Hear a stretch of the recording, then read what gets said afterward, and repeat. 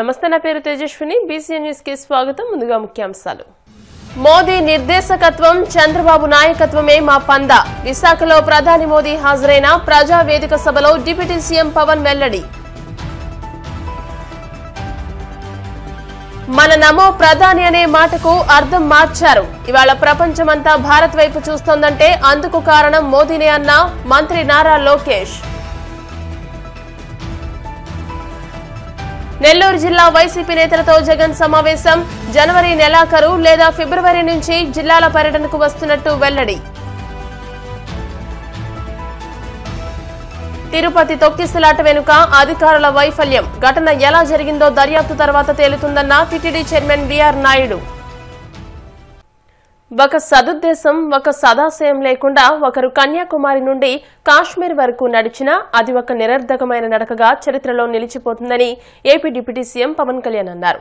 కానీ ఇంకొకరు ఒక సత్సంకల్పంతో, సదాశయంతో కాశ్మీర్ నుండి కన్యాకుమారి వరకు ప్రజలందరితోనూ మమేకమై వారందరినీ ఏకతాటిపై నడిపిస్తే అది ఆత్మనిర్భర్ భారత్ అవుతుందని ప్రధాని నరేంద్ర మోదీని ఉద్దేశించి వ్యాఖ్యానించారు. విశాఖలో ప్రధాని మోదీ హాజరైన ప్రజావేదిక సభలో పవన్ కళ్యాణ్ ప్రసంగించారు. ప్రధాని మోదీ 7 లక్షల మందికి ఉపాధి కల్పించే 2.10 లక్షల కోట్ల విలువైన ప్రాజెక్టులకు శంకుస్థాపన చేశారని, అవినీతితో కూరుకుపోయి ఉద్యోగ ఉపాధి అవకాశాలు లేక విలువెల్లాడుతున్న తరుణంలో ప్రధాని మన కోసం నిలబడ్డారని అన్నారు. అది ఒక నిరర్ధకమైన నడకగా చరిత్రలో మిగిలిపోతుంది. కానీ ఒక సదాశయంతో, ఒక సత్సంకల్పంతో ఇంకొకరు కన్యాకుమారి నుంచి కశ్మీర్ వరకు ప్రజలందరితో మమేకమై వారందరినీ ఏకతాటిపైన నడిపిస్తే అది ఆత్మనిర్భర భారత్ అవుతుంది. అదే కన్యాకుమారి నుంచి కశ్మీర్ వరకు ప్రజలకి వారి పరిసరాల శుభ్రత యొక్క బాధ్యతను తెలియజేస్తే అది స్వచ్ఛ భారత్ అవుతుంది. ఒక బలమైన భారత్ కోసం, ఒక దృఢమైన దేశం కోసం, జగత్తంతా వసుదైక కుటుంబం అనే భావన కోసం 4.5 దశాబ్దాలుగా పరితపిస్తూ, పరిశ్రమిస్తూ ఆ దారిలో ఎదుర్కొన్న ప్రతి పరాజయాన్ని, పడ్డ ప్రతి అవమానాన్ని నవ్వుతూ స్వీకరిస్తూ, వాటినే విజయాలకి ఇంధనంగా వాడుకుంటూ, దేశాన్ని అభివృద్ధి పథంలో నడిపిస్తూ, భారతదేశాన్ని ప్రపంచంలోనే 3వ బలమైన ఆర్థిక వ్యవస్థగా తీర్చిదిద్దేలా నడిపిస్తున్న మన ప్రియతమ ప్రధాని, మన గౌరవ ప్రధాని శ్రీ నరేంద్ర మోదీ గారికి నా తరపున 5 కోట్ల మంది ఆంధ్రప్రదేశ్ ప్రజల తరపున నా హృదయపూర్వక నమస్కారాలు. 5 ఏళ్ల అవినీతి, అరాచక పాలనలో ఆంధ్రప్రదేశ్ అంధకారంలో కూరుకుపోయినప్పుడు ఆ రోజున మన ముందుకొచ్చి మేము ఎన్డీఏ కూటమితో మనం నిలబెడదాం, ఆంధ్రప్రదేశ్ ప్రజల ఆకాంక్షలు నిలబెడదాం, అభివృద్ధి పదంలో నడిపిద్దామని చెప్పి ఆ రోజు ఆశాజ్యోతిలో నిలబడ్డారు. అసలు అభివృద్ధికి ఆస్కారమే లేదు ఆంధ్రాకి అనే స్థితి నుంచి అభివృద్ధి అంటే ఆంధ్రానే అని చెప్పుకునేలా గౌరవ ముఖ్యమంత్రి గారి నాయకత్వం, చంద్రబాబు గారి నాయకత్వంలో, ప్రధానమంత్రి గారి నిర్దేశకత్వంలో, వారి సూచనలతో సహకారంతో కేబినెట్ కానీ, మంత్రివర్గ సహచరులు కానీ, ఎన్డీఏ కూటమి ఎమ్మెల్యేలు కానీ, మేమందరం కార్యకర్తలు అందరం కష్టపడతాం. అహిర్నిశలు రేయం భవళ్లు కష్టపడతాం. దేశ ప్రగతిలో భాగస్వామ్యులు అవుతాం.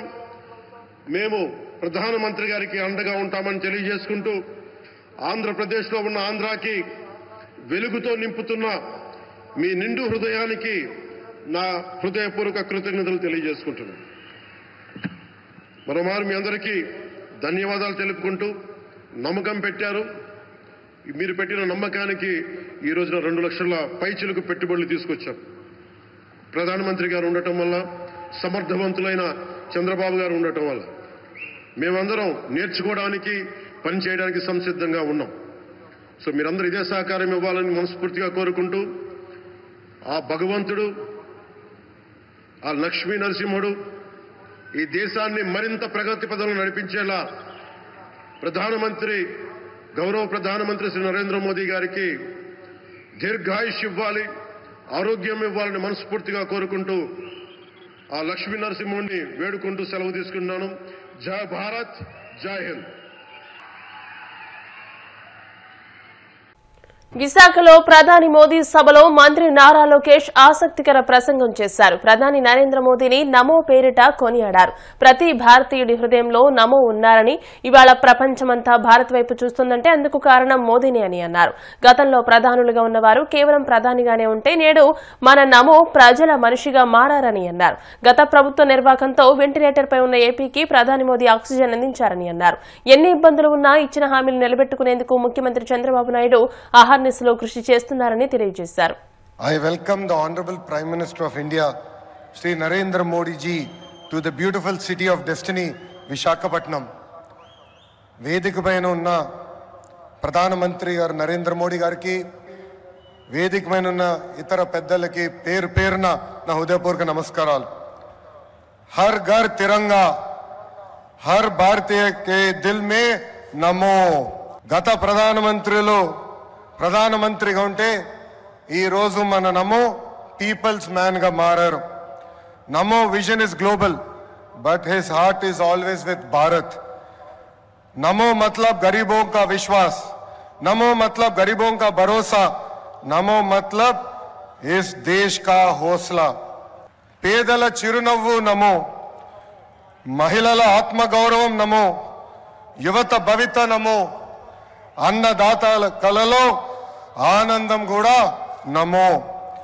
Viksit Bharat 2047 vision document release చేసి 2047కి భారతదేశాన్ని అభివృద్ధి చెందిన దేశంగా తయారు చేసే లక్ష్యంతో పని చేస్తున్నారు మన నమో.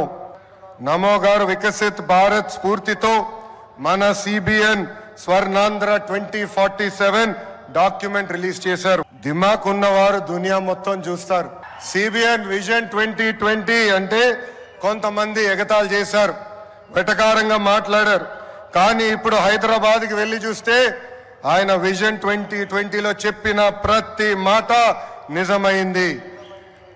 వ్యవసాయం, విద్య, వైద్యం, పరిశ్రమలు, renewable energy, ports, airports, sports, ఇలా అన్ని రంగాల్లో కొన్ని లక్ష్యాలు పెట్టుకుని పని చేయటమే స్వర్ణాంధ్ర 2047. గత ప్రభుత్వం అసమర్థ పాలన వల్ల ఆంధ్ర రాష్ట్రం వెంటిలేటర్ పైకి వెళ్ళిపోయింది. ప్రతి నెల 4,000 కోట్ల రూపాయలతో డెఫిసిట్తో ఆంధ్ర రాష్ట్ర ప్రభుత్వం నడుస్తుంది. వెంటిలేటర్ పైన ఉన్న రాష్ట్రానికి ఆక్సిజన్ అందించారు మన నమో. అమరావతి, పోలవరం, ఇతర ప్రాజెక్టులకి నిధులు విడుదల చేశారు. కూటమి ప్రభుత్వం వచ్చిన తర్వాత భోగాపురం ఎయిర్పోర్ట్ పనులు వేగవంతంగా జరిగినాయి. ఎన్ని ఇబ్బందులు ఉన్నా ఇచ్చిన ప్రతి హామీ నిలబెట్టుకునే దానికి మన సిబిఎన్ అహర్నిశలు కష్టపడుతున్నారు. మూడోసారి దేశంలో ఎన్డీఏ ప్రభుత్వం ఏర్పడింది. అందుకే దేశంలో అన్ని రంగాల్లో అభివృద్ధి చెందుతుంది. ఆంధ్రప్రదేశ్ ప్రజలు కూడా ఆలోచించాలి. 2014 నుంచి 19 వరకు ఎన్డీఏ ప్రభుత్వంలో రాష్ట్రం ఎలా అభివృద్ధి చెందిందో మీరందరూ చూశారు. అదేవిధంగా 2019 నుంచి 24 వరకు జరిగిన విధ్వంసం కూడా మీరందరూ చూశారు. ఎన్డీఏ ప్రభుత్వం కొనసాగుంటే రాష్ట్రం ఏ పరిస్థితుల్లో ఉండేదో ఒక్కసారి అందరినీ ఆలోచించమని నేను కోరుతున్నాం. I would like to thank the Honorable Prime Minister Narendra Modi ji for his continued support and unconditional love for the people of Andhra Pradesh. Nellore జిల్లా వైసీపీ నేతలతో వైసీపీ అధినేత జగన్ సమావేశమయ్యారు. ఈ సందర్భంగా ఆయన మాట్లాడుతూ కీలక వ్యాఖ్యలు చేశారు. రాష్ట్రంలో రెడ్ బుక్ రాజ్యాంగం అమలవుతోందని, చంద్రబాబు దుర్మార్గపు పరిపాలన వల్ల మనం ప్రజలకు తోడుగా ఉండాల్సిన పరిస్థితి ఏర్పడిందని అన్నారు. వైసీపీ పాలనలో అన్ని ఇంటి వద్దనే డోర్ డెలివరీ చేశామని, కానీ ఇప్పుడు ప్రజలు టీడీపీ నాయకుల వద్దకు తిరగాల్సిన పరిస్థితి వచ్చిందని వ్యాఖ్యానించారు. ఇలాంటి సమయంలో మనమంతా ప్రజలకు అండగా నిలవాలని నేతలకు కర్తవ్య బోధ చేశారు. జనవరి నెలాఖరు నుంచి లేదా ఫిబ్రవరి నుంచి జిల్లాల పర్యటనకు వస్తానని ప్రకటించారు. వచ్చేసరికి జగనన్న విద్యా దీవెన వచ్చేది, రైతులకు ఉచిత పంటల బీమా వచ్చేది, రైతులకు రైతు భరోసా వచ్చేది, మత్స్యకార భరోసా వచ్చేది, డీజిల్ మీద సబ్సిడీ కూడా ఇచ్చే కార్యక్రమం జరిగేది. జూన్ మాసం వచ్చేసరికి జగనే ఉంటే అమ్మఒడి పథకం కూడా పడి ఉండేది. జూలై మాసం వచ్చేసరికి వైఎస్ఆర్సీపీ ప్రభుత్వమే ఉంటే వాహనమిత్ర పథకం పడి ఉండేది, కాపు నేస్తం వచ్చుండేది, చిరు వ్యాపారులకు జగనన్న తోడు పథకం కూడా పడి ఉండేది. ఇది 5 సంవత్సరాలు మనం ప్రతి సంవత్సరం ప్రతి నెల ఈ మాదిరిగానే షెడ్యూల్ ఇచ్చి ఈ మాదిరిగానే చేసి చూపించడం. వైఎస్ఆర్సీపీకి సంబంధించిన ఏ నాయకుడైనా గర్వంగా తలెత్తుకుని ఏ ఇంటికైనా పోగలుగుతాడు. గర్వంగా తలెత్తుకుని ఏ ఇంటికైనా పోగలుగుతాడు. కారణం ఏమిటనంటే మనం ఏదైతే చెప్పామో అది చేసి చూపించడం. వీళ్ళ మాదిరి మోసం చేయాల, వీళ్ళ మాదిరి అబద్ధాలు చెప్పాల, వీళ్ళ మాదిరి అధికారం కోసం ఏ గడ్డైనా కూడా తినేదానికి సిద్ధంగా మనం లేము అని చెప్పి సంకేతం ఇచ్చడం. వైఎస్ఆర్సీపీ కార్యకర్తగా కాలర్ ఎగిరేసుకొని ప్రతి ఇంటికి వెళ్ళే ధైర్యం ఒక వైఎస్ఆర్సీపీ కార్యకర్తకు మాత్రమే ఉంది. ఇదే 8 నెలలు అయిపోయింది. తెలుగుదేశం పార్టీ కార్యకర్తలు ఏ ఇంటికి కూడా పోలేని పరిస్థితి, ఏ ఇంటికి వాళ్ళు వెళ్ళే పరిస్థితి, ఏ ధైర్యము వాళ్ళకు లేదు. ఎందుకనంటే ఏ ఇంటికి వాళ్ళు వెళ్ళినా కూడా ఇంత చిన్న పిల్లోడి దగ్గర నుంచి ఇంత పెద్ద వయసులో ఉన్న వాళ్ళు సైతం ప్రతి ఒక్కరూ కూడా ప్రశ్నిస్తారు చంద్రబాబు నాయుడు గారి కార్యకర్తలను. 6 నెలలు కూడా తిరక్క మునిపే ఏకంగా 15,000 కోట్ల రూపాయలు కరెంటు ఛార్జీల బాదుడే బాదుడు అనే కార్యక్రమం ఒక చంద్రబాబు నాయుడు గారు మాత్రమే చేయగలుగుతారేమో. బహుశా ఇంకెవరూ చేసేదానికి ధైర్యం కూడా సరిపోతేమో.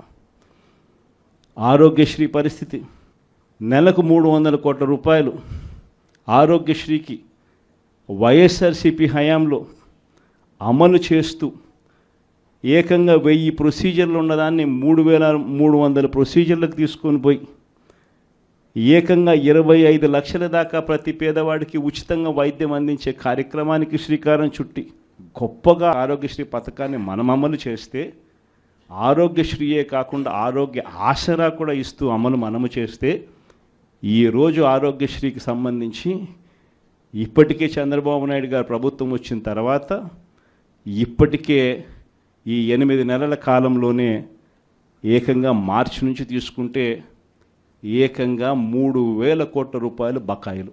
ముఖ్యమైన నాయకులు ప్రజల్లో వ్యతిరేకత 6 నెలలకే ఈ స్థాయిలో ప్రజల్లో వ్యతిరేకత ఉన్న ప్రభుత్వం బహుశా నాకు తెలిసి దేశ చరిత్రలో అదే ఉండదు, ఒక ఈ ప్రభుత్వమే తప్ప.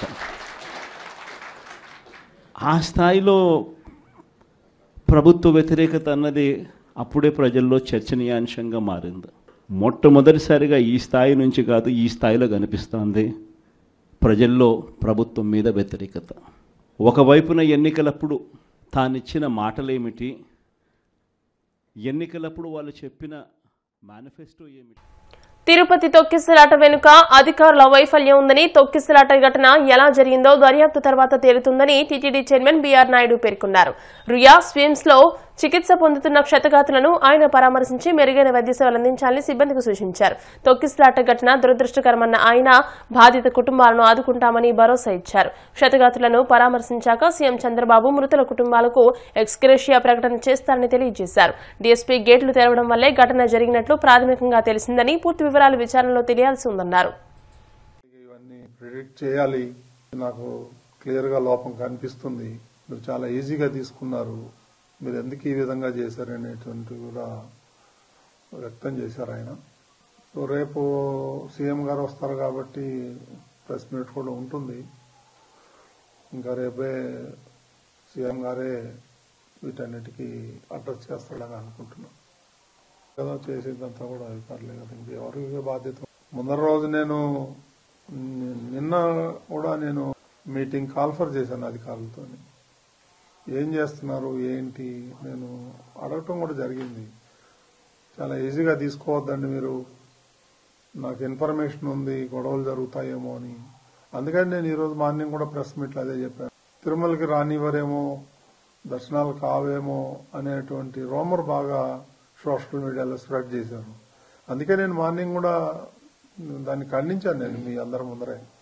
అలాంటిది ఎవరు ఉండదు, ఎవరైనా రావచ్చు తిరుమలకి, దర్శనంకు మాత్రం టోకన్లు ఉండాలి తప్ప తిరుమలకు రావద్దని ఎవరు అనలేదు. ఎవరైనా రావచ్చు అని పొద్దున్నే నేను స్టేట్మెంట్ కూడా ఇచ్చాను.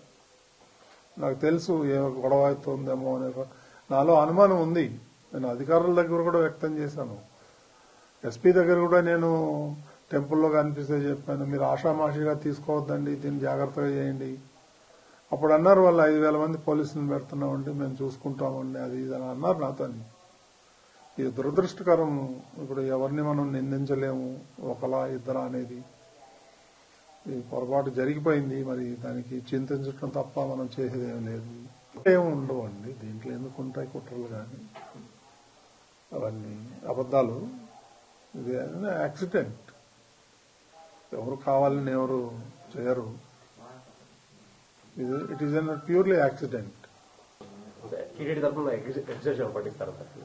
రేపు ముఖ్యమంత్రి గారు ప్రకటిస్తారు. కొంతమంది ఉన్నారు, ఇంకో 20-25 మంది క్యాజువాలిటీ అడ్మిట్ అయ్యారు. రియా హాస్పిటల్లో కొంతమంది, సిమ్స్ లో కొంతమంది ఉన్నారు. చూడాలి, నేను కూడా వెళ్తాను, వెళ్ళి చూసేసి వస్తాను. అక్కడ బాగా టెన్షన్గా ఉంది. అందరూ ఉన్నారు, యంత్రాంగం, జిల్లా యంత్రాంగం అంతా అక్కడే ఉంది. ఇప్పుడు కాసేపు ప్రకటనలు.